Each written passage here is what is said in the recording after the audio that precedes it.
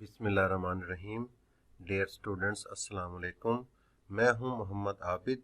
आज का हमारा टॉपिक है नेस्टेड इफ एल्स स्टेटमेंट।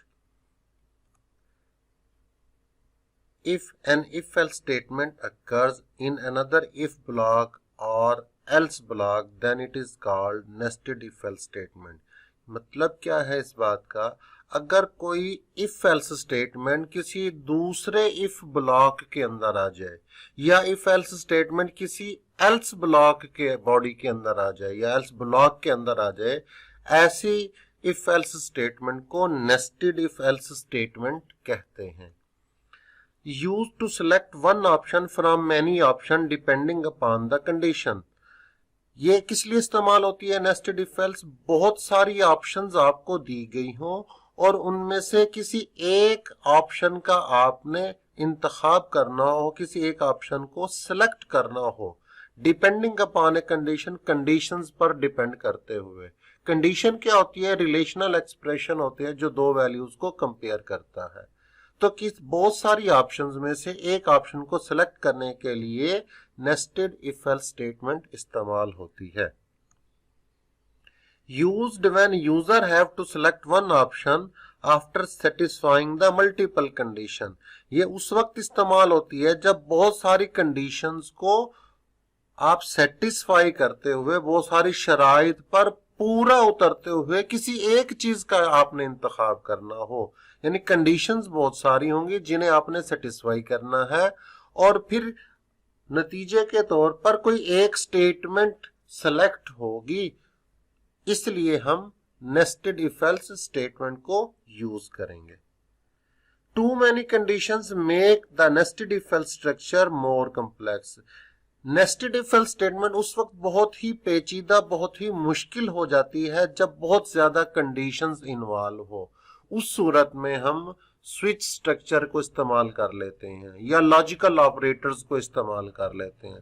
तो जब बहुत ज्यादा कंडीशंस इन्वॉल्व हो जाएं, यानी तीन से ज्यादा कंडीशंस इन्वॉल्व हो जाएं, तो फिर नेस्टेड इफ एल्स स्टेटमेंट को अंडरस्टैंड करना लॉजिकली बहुत मुश्किल और हैंडल करना जरा मुश्किल हो जाता है। अब एक प्रोग्राम के जरिए हम इस नेस्टेड इफ एल्स स्टेटमेंट को अंडरस्टैंड कर लेते हैं। डियर स्टूडेंट्स, अगर आप इस प्रोग्राम में यहां पर देखें, जहां पर ये कर्सर है, इफ यहां से लेकर और यहां तक ये इफ ब्लॉक है। इस इफ ब्लॉक के अंदर देखें एक और इफ एल्स आ गया, तो इसी कॉन्सेप्ट को नेस्टेड इफ एल्स कहते हैं। इसी तरह यहां से लेकर यहां तक ये एल्स ब्लॉक है। ये आप माउस पॉइंटर पर अगर गौर करें, यहां पर मैं आपको समझा रहा हूं स्क्रीन पर, ये एल्स से लेकर यहां तक ये एल्स ब्लॉक है। इस एल्स ब्लॉक के अंदर एक और इफ एल्स आ गया, तो हम ये कहेंगे ये नेस्टेड इफ एल्स का कॉन्सेप्ट है। तो याद रखना है, ये इस इफ का एल्स ये है, इस इफ का एल्स ये है और इस इफ का एल्स ये है। तो इस प्रोग्राम में हम क्या कर रहे हैं, ये सी लैंग्वेज का प्रोग्राम है और इसमें हम 3 नंबर्स को रन टाइम पर एंटर करेंगे, कोई से भी 3 नंबर्स होंगे, और नेस्टेड इफ एल्स स्टेटमेंट को इस्तेमाल करते हुए हमने इसमें से मैक्सिमम नंबर फाइंड आउट करना है, ग्रेटर नंबर फाइंड आउट करना है। तो प्रोग्राम की एग्जीक्यूशन कहां से स्टार्ट होती है? मेन फंक्शन से। वाइड मेन, यहां पर वाइड रिटर्न टाइप है मेन फंक्शन का नाम। इंट एबीसी, एबीसी क्या है? 3 वेरिएबल्स हैं, वेरिएबल के नेम है या इन्हें आइडेंटिफायर भी कहते हैं वेरिएबल के नेम्स को। और इंट क्या है? इनकी डाटा टाइप है। इंट से मुराद है इंटीजर। प्रिंटफ एक फंक्शन है जो स्क्रीन पर क्या प्रिंट करेगा? एंटर नंबर ये स्क्रीन पर प्रिंट कर देगा। इसी तरह स्कैनएफ क्या करेगा? रन टाइम पर एक वैल्यू को एंटर करेगा और इस वेरिएबल में स्टोर करा देगा। प्रिंटफ क्या करेगा? एंटर नंबर स्क्रीन पर प्रिंट करेगा और स्कैनएफ रन टाइम पर एक वैल्यू को एंटर करेगा। यानी ये इनपुट फंक्शन है। प्रिंटफ आउटपुट फंक्शन है और स्कैनएफ इनपुट फंक्शन है। इससे हमने एक वैल्यू रन टाइम पर एंटर करनी है जो कि बी वेरिएबल में जाकर स्टोर हो जाएगी। ये भी फिर एंटर नंबर स्क्रीन पर प्रिंट करेगा और स्कैनएफ जो है वो रन टाइम पर एक वैल्यू गेट करेगा और सी वेरिएबल में रन टाइम पर स्टोर करेगा। सबसे पहले हम इसकी लॉजिक को समझ लेते हैं। If A is greater then, याद रखें अगर ये कंडीशन ट्रू होगी तो कंप्यूटर इस इफ ब्लॉक के अंदर वाली स्टेटमेंट को पढ़ेगा और एल्स वाली को छोड़ देगा। ये इसका असूल है, ये इसका कानून है कि जब ये वाली कंडीशन ट्रू होगी तो कंप्यूटर इस वाले पोर्शन यानी इफ ब्लॉक वाले पोर्शन को पढ़ेगा और ये जो एल्स ब्लॉक वाला पोर्शन है इसे स्किप करेगा। और अगर ये वाली कंडीशन फॉल्स हो गई, ये जो ए इज ग्रेटर देन बी, ये कंडीशन फॉल्स हो गई, तो कंप्यूटर इफ ब्लॉक वाले पोर्शन को छोड़कर एल्स ब्लॉक वाले यानी ये जो पिंक कलर में है एल्स ब्लॉक वाला पोर्शन इसको रीड करेगा। इसी तरह जब ये कंडीशन ट्रू होगी तो इस प्रिंटफ को पढ़ेगा। जब ये वाली कंडीशन फॉल्स होगी, स्क्रीन पर गौर से देखें, जब ये कंडीशन फॉल्स होगी तो इस वाले एल्स को पढ़ेगा। इसी तरह जब ये कंडीशन ट्रू होगी, स्क्रीन पर देखें, तो इस वाले प्रिंटफ को पढ़ेगा। जब ये कंडीशन फॉल्स होगी तो एल्स के बाद वाले स्टेटमेंट को इसने पढ़ना है, कंप्यूटर ने एग्जीक्यूट करना है। तो इस तरीके से इसकी एग्जीक्यूशन होगी। अब आपने गौर करना है कि इस कंप्यूटर इस स्टेटमेंट को कब पढ़ेगा, जब ये वाली कंडीशन भी फॉल्स हो, जब इस स्टेटमेंट को कब पढ़ेगा, प्रिंट ए इज ग्रेटर, इस लाइन को कब पढ़ेगा, जब ये कंडीशन ट्रू हो यहां आएगा और ये कंडीशन भी ट्रू हो तब यहां पर आएगा। इन दोनों कंडीशंस को हम यहां पर लिखते हैं। देखिए ए इज ग्रेटर देन बी, ए बड़ा है बी से, यहां लिखा हुआ है ए इज ग्रेटर देन सी, ए बड़ा है सी से, ये वाली कंडीशन। तो अगर आप इन दो कंडीशंस पर यहां पर गौर करें कि ए बी से भी बड़ा है और ए सी से भी बड़ा है, तो हमारे में ए बी और सी पर, इन पर गौर करना है आपने कि ए बी से भी बड़ा हो और ए की वैल्यू सी की वैल्यू से भी बड़ी हो, ग्रेटर हो, तो इन तीनों में कौन सा बड़ा होगा, सी बड़ा होगा, ए बड़ा होगा। इसी तरह कंप्यूटर इस स्टेटमेंट को कब पढ़ेगा, इस स्टेटमेंट को जब ये condition A is greater than B, ये कंडीशन ट्रू हो और ये कंडीशन फॉल्स हो, तब जाकर कंप्यूटर इस एल्स के बाद वाले इस स्टेटमेंट को पढ़ेगा। तो इन्हीं कंडीशन, ये ट्रू हो और ये फॉल्स हो, ये ट्रू होगी, ये हमने लिख लिया यहाँ पर ए इज ग्रेटर देन बी। ये फॉल्स कब होगी, फॉल्स करने के लिए सी को ए की जगह पर और ए को सी की जगह पर लिखिए, यानी सी इज ग्रेटर देन ए, यहाँ पर ऐसे लिख दें आप, ताकि आप इसकी लॉजिक समझ लें कि यहाँ पर क्या आना है, ए आना है, यहाँ पर बी आना है, या यहाँ बी आना है, यहाँ सी आना है, क्या आना है, ये एक लॉजिक के तहत आ रहा है। उस लॉजिक को हम यहाँ पर समझ रहे हैं।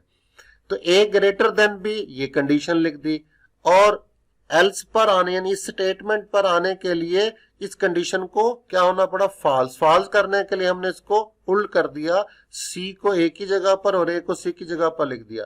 अब ए बड़ा है बी से और सी बड़ा है ए से, इसको अगर गौर से देखें इन तीनों में कौन सा बड़ा होगा, ए बी और सी में सी बड़ा होगा। तो याद रखें, इसलिए हमने यहाँ पर क्या लिखा, सी इज ग्रेटर। ये रट्टे से नहीं लिखा, ये एक लॉजिक से लिखा है जो यहाँ पर आपने अंडरस्टैंड करनी है। इसी तरह कंप्यूटर इस बी इज ग्रेटर, ये printf B is greater, इस लाइन को कब एग्जीक्यूट करेगा, इधर से शुरू करना है। जब ये वाली कंडीशन फॉल्स होगी तो ये एल्स पर आएगा और ये कंडीशन ट्रू होगी यहां पर आएगा, तब बी इज ग्रेटर को पढ़ेगा। तो इसको फॉल्स करने के लिए बी को ए की जगह पर और ए को बी की जगह पर लिख दें, यहां पर जैसे बी इज ग्रेटर देन ए बन जाएगा। और ये क्या होगी, ट्रू, तब इस लाइन को पढ़ेगा, तो ये यहां पर लिख दी। अब बी बड़ा है ए से और बी बड़ा है सी से, इन पर गौर करना है आपने, इन पर। तो बी ए से भी बड़ा है और बी सी से भी बड़ा है, इसका मतलब क्या हुआ, बी इज ग्रेटर, ये बी इज, इसलिए यहां पर बी इज ग्रेटर लिखा गया। अब एल्स के बाद ये c is greater, print F C is greater, इस लाइन को कंप्यूटर कब पढ़ेगा, अब शुरू से देखना है, यहां से देखना है, स्टार्ट से। जब ये कंडीशन फॉल्स होगी एल्स पर आएगा यहां पर, और ये कंडीशन भी फॉल्स होगी तब एल्स पर आएगा, यानी ये भी फॉल्स हो और ये भी फॉल्स। फॉल्स करने के लिए उनको उल्ट कर देते हैं, जैसे यहां पर किया गया है बी इज ग्रेटर देन ए, यानी इस कंडीशन को भी फॉल्स और इसको भी फॉल्स करने के लिए इसको उल्ट कर देते हैं। बी बड़ा है ए से और सी बड़ा है बी से, तो ए बी और सी में गौर करें क्या बड़ा होगा, ये सी बड़ा होगा, इसलिए हमने यहां पर लिखा सी इज ग्रेटर। तो याद रखें इस लॉजिक को जो यहां पर लिखी गई है, यानी इस लाइन को पढ़ने के लिए ये कंडीशन और ये कंडीशन का ट्रू होना जरूरी है। Print F C is greater को पढ़ने के लिए इस कंडीशन का ट्रू होना और इस कंडीशन का फॉल्स होना जरूरी है। ये यहाँ पर हमने इसको इवेल्युएट किया है, इसको अंडरस्टैंड किया है कि यहाँ पर क्या लिखना है हमने। अब इस प्रोग्राम को आउटपुट देकर अंडरस्टैंड कर लेते हैं। इस लाइन से क्या हुआ, एंटर नंबर, हमने वैल्यू एंटर की 50, वो गई स्कैन एफ में, स्कैन एफ किसको देगा, ए वेरिएबल की वैल्यू कितनी हो जाएगी, 50 हो जाएगी, यहां पर आ गया। इसी तरह प्रिंट एफ, एंटर नंबर, इस लाइन से क्या होगा, एंटर नंबर स्क्रीन पर प्रिंट होगा, हमने 70 रन टाइम पर एंटर करना है, वो जाएगा इस वाले स्कैन एफ में, स्कैन एफ किसको देगा, इस बी वेरिएबल को देगा, स्क्रीन पर देखना है आपने माउस पॉइंटर को, इस बी वेरिएबल में जाएगा, तो बी वेरिएबल की वैल्यू हो जाएगी 70। प्रिंट एफ एंटर नंबर, हमने क्या करना है, इस ये प्रिंट एफ क्या करेगा, एंटर नंबर स्क्रीन पर प्रिंट करा देगा, हमने एक वैल्यू एंटर की कितनी, 80 हो गया, स्कैन एफ में, स्कैन एफ किसके हवाले करेगा, सी वेरिएबल के हवाले कर देगा। तो ए वेरिएबल की वैल्यू भी हमने रन टाइम पर एंटर की 50, बी वेरिएबल की वैल्यू कितनी 70, सी वेरिएबल की वैल्यू कितनी एंटर की 80। हमने मालूम क्या करना है, इनमें से मैक्सिमम नंबर मालूम करना है अपने नेस्टेड इफ एल्स स्ट्रक्चर की मदद से। अब ए की वैल्यू कितनी है हमारे पास 50 है, और बी की वैल्यू कितनी है जो हमने दी है 70 है। 50 ग्रेटर देन 70, कंडीशन क्या हो जाएगी, फॉल्स हो जाएगी, तो पूरे इफ ब्लॉक को छोड़कर इस वाले एल्स ब्लॉक पर आ जाएगा, तो फिर यहां पर आएगा। बी की वैल्यू कितनी है 70 और सी की वैल्यू कितनी है 80, 70 ग्रेटर देन 80, ये कंडीशन क्या हो जाएगी, फॉल्स हो जाएगी, इस प्रिंट एफ को छोड़कर एल्स पर आएगा, जवाब क्या आएगा, सी इज ग्रेटर। इस तरीके से इस प्रोग्राम की इवेल्युएशन होगी। आप इस प्रोग्राम में डिफरेंट वैल्यूज भी एंटर कर सकते हैं, ए की वैल्यू आप 80 कर दें, बी की 50 कर दें, सी की 40 कर दें, इस तरीके से भी आप इस वैल्यू इनकी वैल्यूज को रन टाइम पर एंटर करके इन प्रोग्राम्स की आउटपुट को दोबारा से निकाल सकते हैं और इसको अंडरस्टैंड कर सकते हैं। इसको आप याद करें और मुख्तलिफ वैल्यूज देकर इसकी प्रोग्राम की एग्जीक्यूशन करें, कागज पर भी और उसके बाद कंप्यूटर पर भी, ताकि आपकी अच्छी तरीके से प्रैक्टिस हो सके। नेक्स्ट हमारा एक छोटा सा टॉपिक है कंडीशनल ऑपरेटर। कंडीशनल ऑपरेटर क्या होता है, to way decision making statement है। कंडीशनल ऑपरेटर दो तरीके की डिसीजन करने वाली एक स्टेटमेंट है। इट मींस दैट, इसका मतलब क्या है जी two way decision, it means that it is used to select one option from two option. ये दो ऑप्शंस में से, यानी दो ऑप्शंस दी गई होगी, उनमें से किसी एक ऑप्शन को सिलेक्ट करने के लिए इस्तेमाल करते हैं। Alternative of if else statement, इसी के शुरू में हमने 4-5 लेक्चर्स पहले हमने इफ एल्स स्टेटमेंट का एक लेक्चर भी हमने रिकॉर्ड किया था, आप उसको यूट्यूब से देख सकते हैं। तो ये इफ एल्स स्टेटमेंट का अल्टरनेटिव है, मुतबादिल है, यानी जो काम आप इफ एल्स स्टेटमेंट से कर सकते हैं वही काम आप कंडीशनल ऑपरेटर से कर सकते हैं।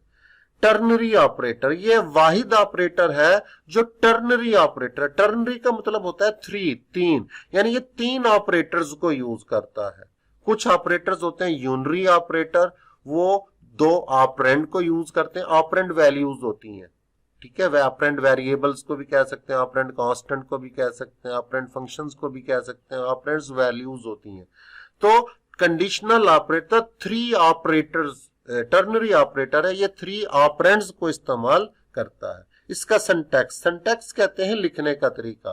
तो सबसे पहले कंडीशन लिखते हैं, और से देखें, फिर क्वेश्चन मार्क डालते हैं, फिर स्टेटमेंट 1 लिखते हैं, फिर ये कॉलन, इन दो नुक्तों को कहते हैं कॉलन, फिर कॉलन डालते हैं, फिर स्टेटमेंट 2 लिखते हैं। अब इसका रूल क्या होता है, अगर ये वाली कंडीशन ट्रू हो तो कंप्यूटर स्टेटमेंट 1 को पढ़ता है, स्टेटमेंट 2 को छोड़ देता है। अगर ये कंडीशन फॉल्स हो तो कंप्यूटर स्टेटमेंट 1 को छोड़ देता है और स्टेटमेंट 2 को रीड करता है। इसी तरह इसको एक दूसरे तरीके से भी लिख सकते हैं, ये देखें, ये वहां पर पहले वेरिएबल का नाम लिखना है, फिर इक्वल साइन डालना है, फिर कंडीशन लिखनी है, फिर ये क्वेश्चन मार्क लिखना है, फिर ऑपरेंड 1 ऑपरेंड 2। अगर कंडीशन ट्रू होगी, अगर कंडीशन एक रिलेशनल एक्सप्रेशन होता है जो दो वैल्यूज को कंपेयर करता है, इसका जवाब या तो ट्रू होता है या फॉल्स होता है। अगर कंडीशन का जवाब हमारे पास क्या हुआ, ट्रू हुआ, तो ऑपरेंड 1 अपनी वैल्यू वेरिएबल को दे देगा, ये ऑपरेंड 1 अपनी वैल्यू इस वाले वेरिएबल को, और अगर कंडीशन का जवाब फॉल्स हुआ तो ऑपरेंड 2 अपनी वैल्यू इस वेरिएबल को दे देगा। तो इसको दो तरीके से आप कंडीशनल ऑपरेटर्स को लिख सकते हैं। इनको एग्जाम्पल के जरिए, एक प्रोग्राम के जरिए समझ लेते हैं। ये एक प्रोग्राम हमने लिखना है जो एक नंबर को इनपुट करेगा और ये बताएगा कि वो नंबर इवन है या ऑड है। प्रोग्राम की एग्जीक्यूशन मेन फंक्शन से स्टार्ट होती है। एन एक वेरिएबल है इंटीजर टाइप का, प्रिंट एफ एंटर नंबर। इस लाइन से क्या होगा, स्क्रीन पर प्रिंट हो जाएगा एंटर नंबर। हमने क्या वैल्यू एंटर की, 10। 10 लिखकर एंटर करेंगे, स्कैन एफ में जाएगा, स्कैन एफ किसको देगा, एन को। तो एन की वैल्यू कितनी हो जाएगी, 10। आप कोई और वैल्यू भी एंटर कर सकते हैं, हम इस प्रोग्राम में हम वैल्यू एंटर यूज कर रहे हैं 10। तो n की वैल्यू 10 है। अब इस 10 के बारे में हमने बताना है कि ये 10 इवन नंबर है या ऑड नंबर है। 10 रिमाइंडर 2, पहले आपने इतने हिस्से को हल करना है, इतने। 10 ये फीसद नहीं है, परसेंटेज नहीं है, ये रिमाइंडर है। यानी 10 को 2 से डिवाइड करें, जो बाकी बचता है, जो रिमाइंडर आता है, वो आपका आंसर होगा। जब 10 को 2 से डिवाइड करेंगे, आंसर आएगा, रिमाइंडर आएगा 0। 0 को इस 0 से, इस 0 को जो इसका रिमाइंडर आएगा, इस 0 से कंपेयर करना। 0 इज इक्वल टू 0, कंडीशन क्या हो जाएगी, ट्रू। तो कंप्यूटर पढ़ेगा इस वाली स्टेटमेंट को, क्या प्रिंट कर देगा, इवन नंबर, और एल्स ये प्रिंट ऑफ इस वाली स्टेटमेंट को छोड़ देगा। तो ये पहला हिस्सा है कंडीशन। ये दूसरा देखें, फिर ये क्वेश्चन मार्क है, फिर ये दूसरा हिस्सा है, और ये फिर तीसरा हिस्सा है। तो टर्नरी ऑपरेटर, 3 ऑपरेटर इसमें यूज हो रहे हैं। तो जवाब आ रहा है हमारा इवन नंबर। इसी तरह इसी प्रोग्राम को दोबारा देख लेते हैं। n एक वेरिएबल है इंटीजर टाइप का, प्रिंट एफ से क्या प्रिंट हो जाएगा, एंटर नंबर। अब एक वैल्यू हम एंटर कर रहे हैं 7। 7 लिखकर रन टाइम पर एंटर करेंगे, जब प्रोग्राम को रन करेंगे वो जाएगी स्कैन एफ में, क्योंकि स्कैन एफ एक इनपुट फंक्शन जो रन टाइम पर आपसे वैल्यू को गेट करता है, और वो किस में चली जाएगी, n वेरिएबल में। तो n वेरिएबल की वैल्यू क्या हो जाएगी, 7। अब इस 7 के बारे में मालूम करना है कि ये इवन नंबर है या ऑड नंबर है। जब n रिमाइंडर 2, इतने हिस्से को आपने पहले हल करना, n रिमाइंडर 2, ये परसेंटेज नहीं है, n की वैल्यू 7 है, 7 को 2 से डिवाइड करें तो रिमाइंडर आएगा 1, यानी बाकी बचेगा 1। तो 1 इज इक्वल टू 0, इस 1 को इस 0 से कंपेयर करना है, यानी इसके रिमाइंडर को इस 0 से कंपेयर करना है। तो 1 इज इक्वल टू 0, तो 1 0 के इक्वल नहीं होता, ये कंडीशन फॉल्स हो जाएगी। जो जवाब आएगा वो आएगा ऑड नंबर। ऐसे इसी तरह एक और एग्जांपल है, यानी यहां पर हम देखें, ये एक वेरिएबल यूज कर रहे हैं, ये कंडीशन है, ये कंडीशनल ऑपरेटर है, ये आप ए जो है ऑपरेंड 1 है, बी जो है ये ऑपरेंड 2 है। वैसे तो ये वेरिएबल है, इन वेरिएबल्स को ही हम ऑपरेंड कह रहे हैं। ए, बी और मैक्स 3 वेरिएबल है इंटीजर टाइप के। इस लाइन से क्या होगा, एंटर नंबर स्क्रीन पर प्रिंट हो जाएगा। हम 10 वैल्यू एंटर करेंगे, स्कैन एफ में जाएगी, स्कैन एफ किसको देगा, ए वेरिएबल को। तो ए वेरिएबल की वैल्यू कितनी हो जाएगी, 10 हो जाएगी। फिर इस प्रिंट एफ से क्या होगा, कंप्यूटर क्या करेगा, स्क्रीन पर प्रिंट कर देगा एंटर नंबर। ये 20 वैल्यू हम प्रिंट नहीं होगी, ये हम एंटर करेंगे कीबोर्ड से रन टाइम पर। ये 20 वैल्यू जाएगी स्कैन एफ में, स्कैन एफ इनपुट फंक्शन है, वो वैल्यू को गेट करेगा 20 और बी वेरिएबल को दे देगा। स्कैन एफ और प्रिंट एफ के लिए हमने अलग से लेक्चर्स जो है वो रिकॉर्ड किए गए हुए हैं, तो आप वहां सर जाकर स्कैन एफ और प्रिंट एफ को देख सकते हैं और कंप्यूटर पर ट्राई कर सकते हैं, ताकि इनको अच्छे से आप समझ सकें। तो ए वेरिएबल की वैल्यू कितनी हो गई हमारे पास, 10 हो गई, और बी वेरिएबल की वैल्यू हमने कितनी एंटर कर दी, 20। इनमें से मैक्सिमम। अब इस कंडीशन को देखें, ए की वैल्यू 10 है, बी की वैल्यू 20 है, 10 ग्रेटर देन 20, कंडीशन फॉल्स। जब ये कंडीशन फॉल्स होगी तो बी वेरिएबल अपनी वैल्यू मैक्स को देगा। अगर ये कंडीशन ट्रू होती तो ए वेरिएबल अपनी वैल्यू इस मैक्स वेरिएबल को देता है। मैक्स कोई मैक्सिमम नंबर नहीं है, जस्ट वेरिएबल है। कंप्यूटर को नहीं पता होता मैक्स जो है वो मैक्सिमम नंबर, आप कोई और नाम भी रख सकते हैं मैक्स की जगह पर। तो ए की वैल्यू क्या हो जाएगी, कंडीशन फॉल्स हुई तो बी अपनी वैल्यू मैक्स को देगा, तो ए की वैल्यू सॉरी मैक्स की वैल्यू कितनी हो जाएगी, बी। ये प्रिंट एफ क्या कराएगा, ये प्रिंट करा देगा maximum number is equal to max. Max की वैल्यू कितनी है, 20। इस तरीके से ये प्रोग्राम एग्जीक्यूट होगा। इसी तरह इसी प्रोग्राम को हम दोबारा से चला लेते हैं। इस लाइन से क्या होगा, एंटर नंबर, ये स्क्रीन पर प्रिंट होगा। 50 वैल्यू एंटर करेंगे, वो जाएगा स्कैन एफ में, ए को कितना मिल जाएगा, 50 मिल जाएगा। इसी तरह फिर ये प्रिंट एफ क्या करेगा, ये वाला print F enter number screen पर प्रिंट करेगा। हम एक वैल्यू एंटर करेंगे, 30 जाएगी स्कैन एफ में, स्कैन एफ किसको देगा, बी को। तो बी वेरिएबल की वैल्यू कितनी हो जाएगी, 30। अब a की वैल्यू 50 है, b की वैल्यू 30 है, 50 ग्रेटर देन 30, ये कंडीशनल ऑपरेटर यहां पर लिखा हुआ है। कंडीशन क्या हो जाएगी, ट्रू। ट्रू होगी तो a वेरिएबल अपनी वैल्यू मैक्स को देगा, तो मैक्स की वैल्यू कितनी हो जाएगी, 50 हो जाएगी। ये प्रिंटफ क्या प्रिंट कराएगा, maximum number is equal to 50, क्योंकि मैक्स की वैल्यू कितनी है 50। ये जो 50 प्रिंट हो रहा है ये मैक्स वेरिएबल की वैल्यू प्रिंट हो रही है। उम्मीद है आपको ये प्रोग्राम और ये लेक्चर समझ आ गया होगा। अगर आपने अभी तक मेरे चैनल को सब्सक्राइब नहीं किया तो जल्दी से मेरे चैनल को सब्सक्राइब कर दें और कमेंट बॉक्स में अपनी राय का इजहार करें। नेक्स्ट लेक्चर में मुलाकात होगी, तब तक के लिए इजाजत, अल्लाह हाफिज।